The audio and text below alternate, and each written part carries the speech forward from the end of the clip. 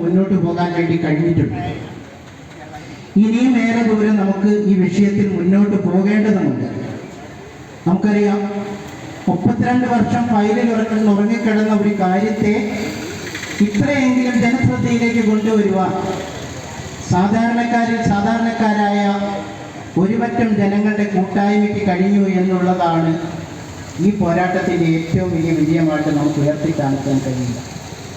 അവർ സാധാരണക്കാരായതുകൊണ്ട് ആ പോരാട്ടത്തിൻ്റെ വേഗതയും നമുക്കേറെ മനസ്സിലാക്കാവുന്നതുള്ളൂ, അതിൻ്റെ പരിമിതികളും നമുക്ക് മനസ്സിലാക്കാവുന്നതുള്ളൂ.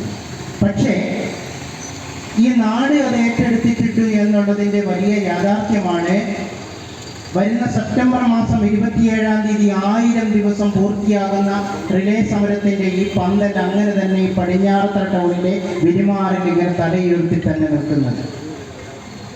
കഴിഞ്ഞ 2-3 ദിവസങ്ങൾക്ക് മുമ്പ് വയനാട് ചുരം എന്തിനുമുണ്ടാകാത്ത, ചരിത്രത്തിലുണ്ടാകാത്ത വിധം ഒറ്റപ്പെട്ടപ്പോൾ എന്നെ ബന്ധപ്പെട്ട നാടിൻ്റെ നാനാഭാഗങ്ങളിലുള്ള ആളുകളും മാധ്യമ സുഹൃത്തുക്കളും പറഞ്ഞൊരു വാക്ക് എനിക്ക് ജീവിതത്തിൽ കിട്ടിയ ഏറ്റവും വലിയൊരു അംഗീകാരമായിരുന്നു.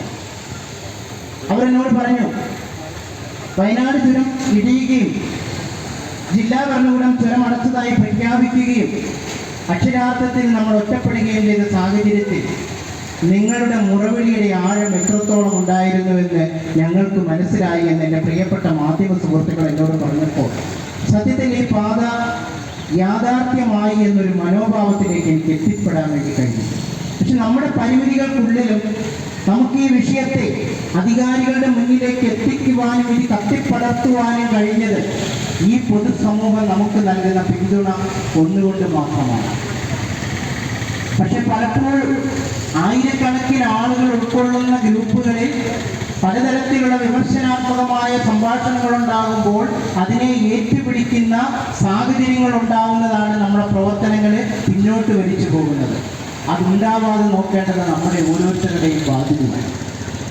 ഞാൻ രാവിലെ മുതൽ സംസാരിച്ചവരോടൊക്കെ സൂചിപ്പിക്കാൻ ആഗ്രഹിച്ചതും അവരെയൊക്കെ ക്ഷണിച്ചവർ സൂചിപ്പിച്ചതും ഒരേ ഒരു കാര്യം മാത്രമേ ഉള്ളൂ: നമുക്ക് ചരിത്രങ്ങൾക്ക് ഇനി പ്രസക്തിയില്ല.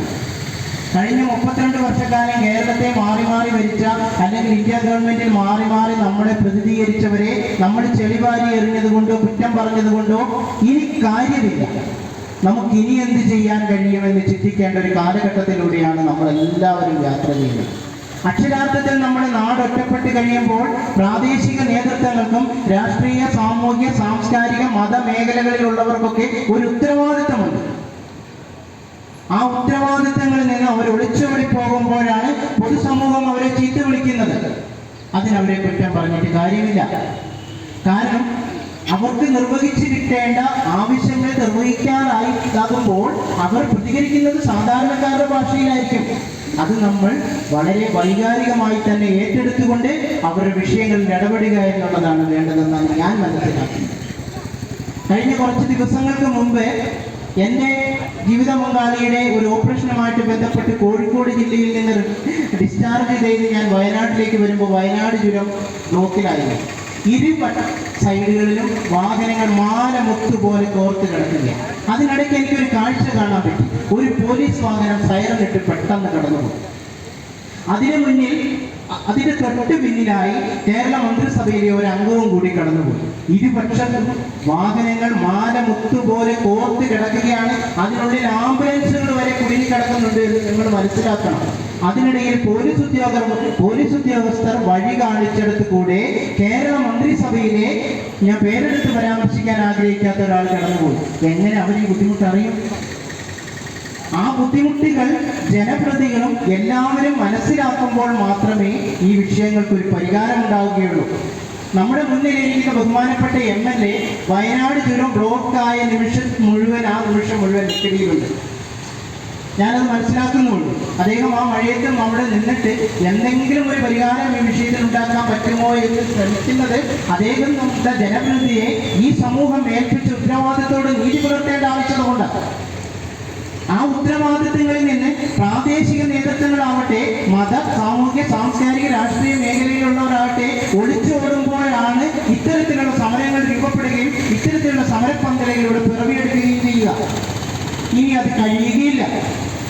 94-ൽ ആരാധനായ ശ്രീ കെ. കരുണാകരൻ തറക്കല്ലിട്ട് ഇതിന് ഭരണാനുമതി ലഭിച്ച ഒരു പദ്ധതിക്ക് 2024 വീണ്ടും ഇൻവെസ്റ്റിഗേഷൻ എന്ന പേരിൽ ഫണ്ട് വെച്ച് വീണ്ടും രണ്ടാമതും ഭരണാനുമതി നൽകി. ഇതിന്റെ ഫയൽ നമ്പർ തന്നെ മാറ്റി വീണ്ടും ഇത് സ്റ്റെപ്പ് ബൈ സ്റ്റെപ്പായിട്ട് മുന്നോട്ട് പോവുക. 2024 ഇൻവെസ്റ്റിഗേഷന് ഫണ്ട് അനുവദിച്ചിട്ട് ഇതുവരെ കോഴിക്കോട് ജില്ലയിൽ സർവേക്ക് അനുമതി ലഭ്യമായിട്ടില്ല. ഇന്ന് പൊതുമരാമത്ത് വിഭാഗത്തിന്റെ ഉദ്യോഗസ്ഥർ എന്നീ സമരം പ്രഖ്യാപിക്കപ്പെട്ട് നമ്മളിവിടെ ഇരുന്ന് കഴിഞ്ഞപ്പോൾ അത് കഴിഞ്ഞ ആഴ്ച നമ്മുടെ ബഹുമാനപ്പെട്ട MLA യുടെ ഒരു ഇടപെടൽ കൊണ്ടതില്ലേ, അത് പറയുന്നതിൽ എനിക്ക് യാതൊരു പണിയുമില്ല. ചെയ്യുന്നവരെ വിളിച്ചു പറയും, ചെയ്യാത്തവരെ ഒറ്റപ്പെടുത്തുക തന്നെ ചെയ്യും. അത് ധാർമ്മികതയുള്ള ഒരു സംഘടനയുടെ ഉത്തരവാദിത്തമാണ്. ബഹുമാനപ്പെട്ട MLA യുടെ ആ ഇടപെടൽ കൂടി ഉണ്ടായതോടുകൂടി ഇന്ന് പൊതുമരാമത്ത് വിഭാഗത്തിലെ ഉദ്യോഗസ്ഥർ പറഞ്ഞു ഓണം കഴിഞ്ഞ പാടെ വനം വകുപ്പ് നൽകിയിരിക്കുന്ന സമയപരിധി അവസാനിക്കുന്നതിന് മുമ്പേ സർവേ നടത്താമെന്ന്. അപ്പോൾ അതിന് കാരണഭൂതരായത് നമ്മുടെ ഈ മഴയത്തും തണുപ്പത്തും നമ്മളിവിടെ വന്നിരിക്കേണ്ട ഗതികേട് വന്നു. അക്ഷരാർത്ഥത്തിൽ സ്വതന്ത്ര ഭാരതത്തിൽ ഇങ്ങനെ ഒരു അവസ്ഥ സംജാതമാകുക എന്ന് പറഞ്ഞാൽ നമുക്ക് സ്വാതന്ത്ര്യം കിട്ടിയിട്ടുണ്ടോ? അത് നമ്മൾ ചിന്തിക്കണ്ടേ? നമ്മളെ ഭരിക്കുന്നവരും നമ്മളെ നേതൃത്വം നൽകുന്നവരും ഒക്കെ അതിന് ഉത്തരവാദിത്വം പറയേണ്ടിയിരിക്കുന്നു. ഇനിയുള്ള കാലഘട്ടത്തിൽ നമ്മളെ പ്രതിനിധാനം ചെയ്ത് സംസാരിക്കുന്ന ഓരോ ആളുകളും നമ്മളോട് പറയേണ്ടത് എന്താ? ഇനി ഈ വിഷയത്തിൽ ഞങ്ങൾ